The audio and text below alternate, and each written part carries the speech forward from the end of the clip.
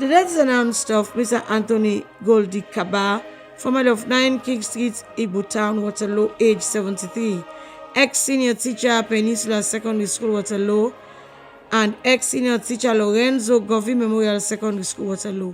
He is survived by his children at home and abroad, Mr. Anthony Kaba, Mrs. Lucia Yambasu, Mrs. Olda Conte, Mrs. Etty George, Mrs. Ines James, Mr. Anthony A.D. Kaba, Mr. Rafael Mara, Martha Kaba, Mr. Hassan Kaba, Mrs. Antoinette Femata George, and 32 grandchildren.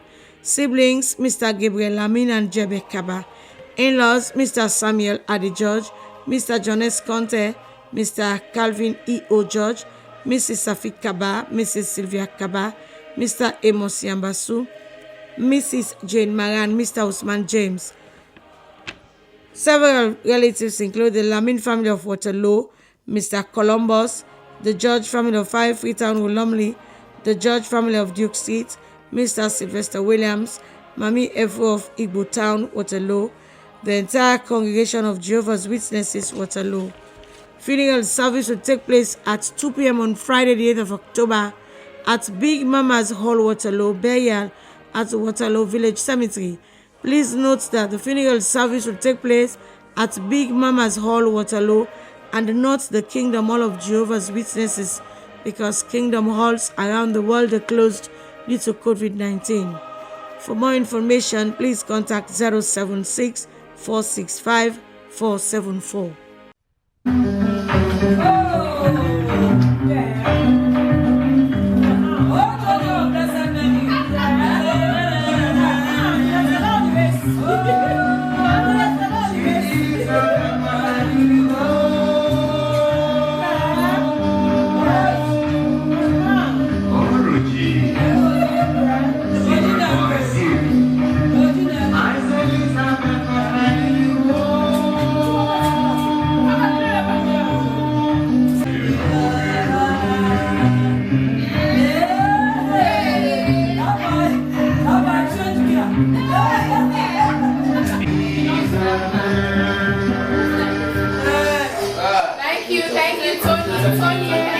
Hey guys, what's good? Welcome back to my YouTube channel. This is your babe Antoinette. Thank you so much for stopping by. And yeah, it has been a whole 4 weeks, guys, without seeing you guys, without coming on here, and a lot has happened. A whole lot has happened, and I know you all know that I lost my dad, and this is the reason why I'm making this video, because I have a whole community on YouTube, on this YouTube street, and it wouldn't make sense for me to just abandon you guys for 4 weeks and didn't give you guys any updates and all that, and just start making content. And also I decided to just sit down, talk about this real quick, and then we take it from there, we move on. So yeah, on the 23rd of September I lost my dad, which had issues with gas and all that. So he has just been this person with very poor appetite and all that, and we honestly didn't see this coming, because I mean, he was fine up until this year January. The only issue he had was the eyes, and I think I mentioned that somewhere here as well.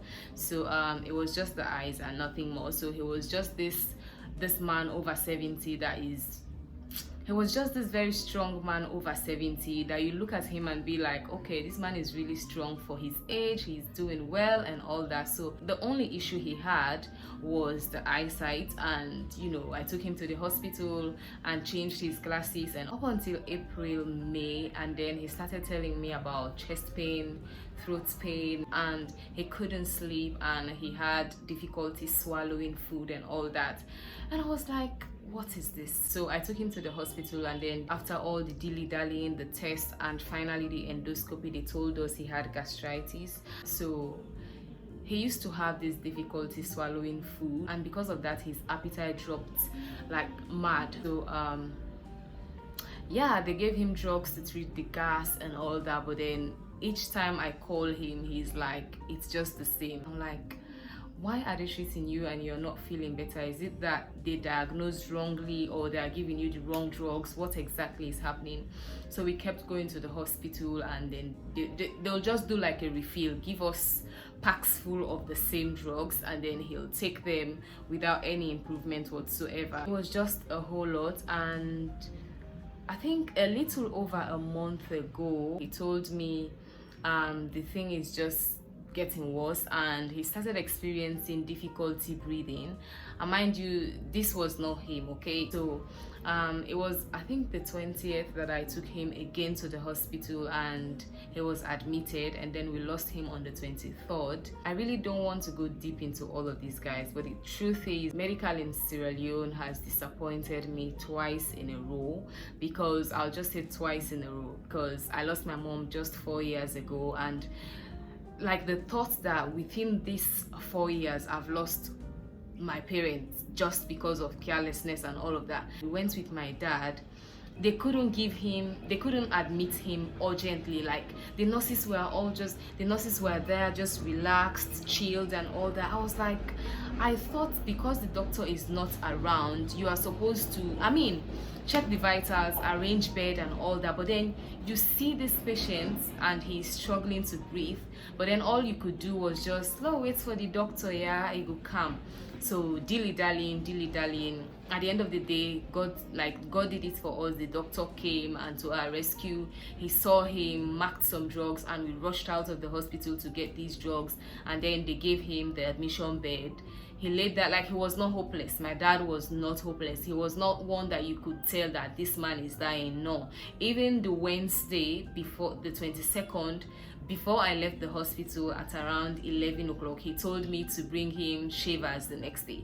He normally does his hair and all that. So he was like, tomorrow you can bring me shaving stick.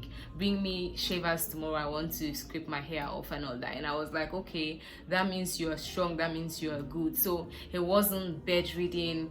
He wasn't unconscious and all that. But then when we took him there that day, they gave him the bed and they gave him the oxygen.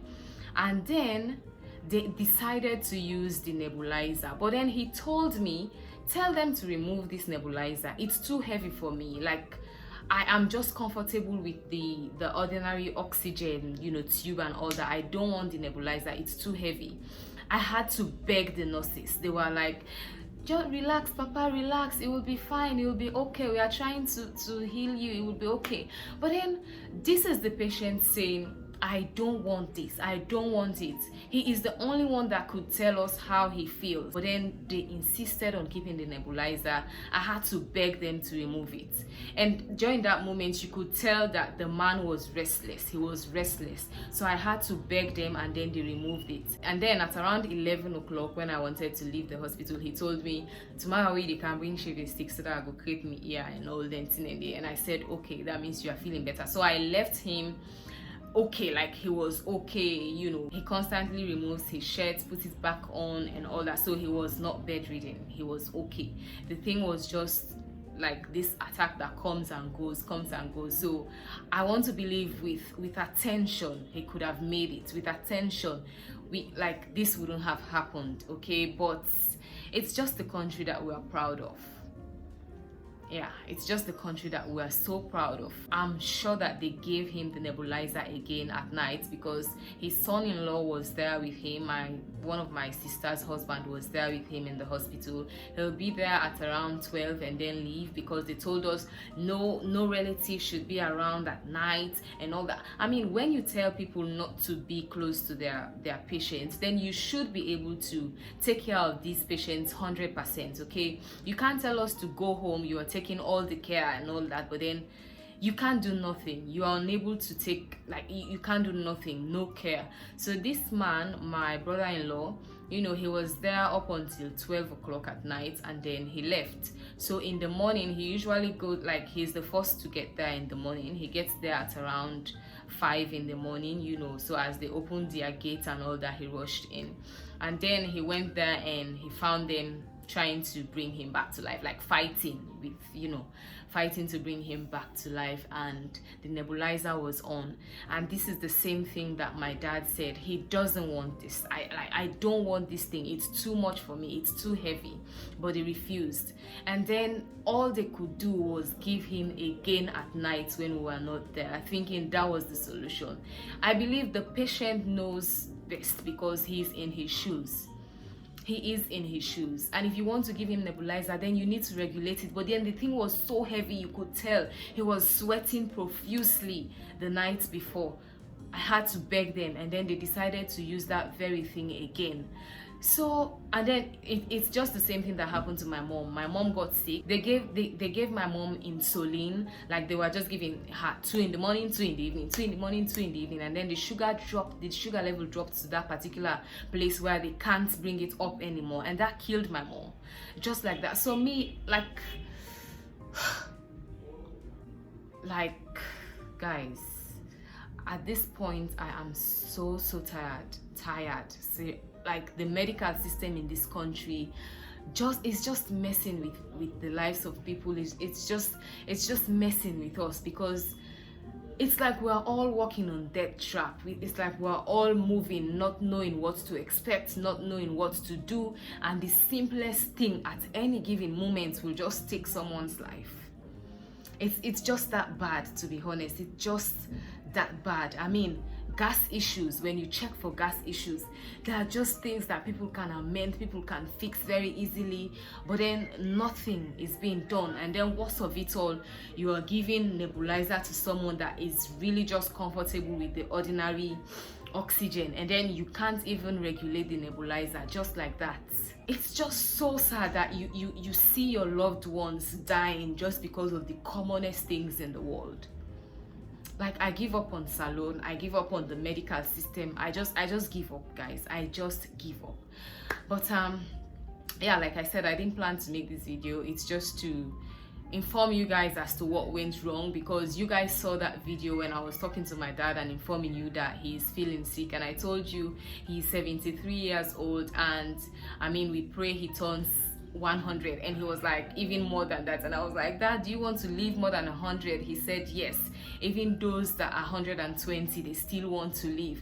So that is just to tell you how badly he wanted to live a long and fruitful life, a long and fulfilled life that he couldn't get just because he is in Sierra Leone. Just because he is in Sierra Leone and the medical system failed him.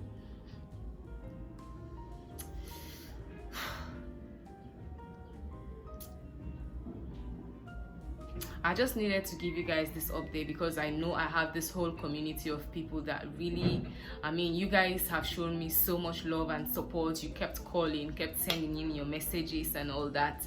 I'm just so grateful. And yeah, this is just that update that you needed to know, that I have lost my #1 man. And this is just me 4 years down the line. I was just this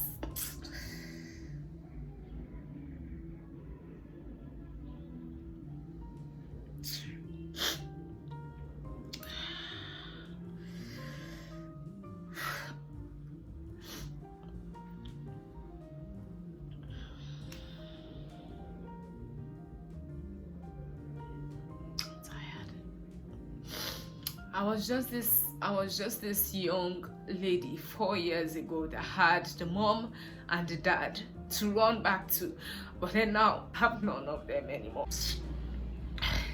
Just within 4 years, guys, just within 4 years, losing both parents just within 4 years. Just knowing that they are there to listen to you when you talk. My dad had, like, he was just this very big fan of mine, watching my videos. Each time I visit him, he will be like, I saw your video the other day, but I'm searching for it, I can't find it anymore, because he's not into technology and all that. So he's just saying, I'm so proud of you and who you've become and all that, and not knowing that both of them would be gone within 4 years.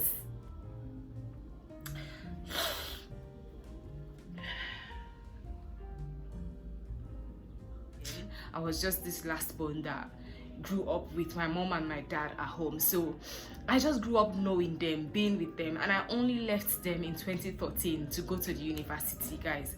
So just imagine the relationship. Just imagine the relationship. They were just my all, from childhood to when I was in my teenage years and all that. I just left to go to the university in 2013. So that is the relationship. I just needed to update you guys and let you know.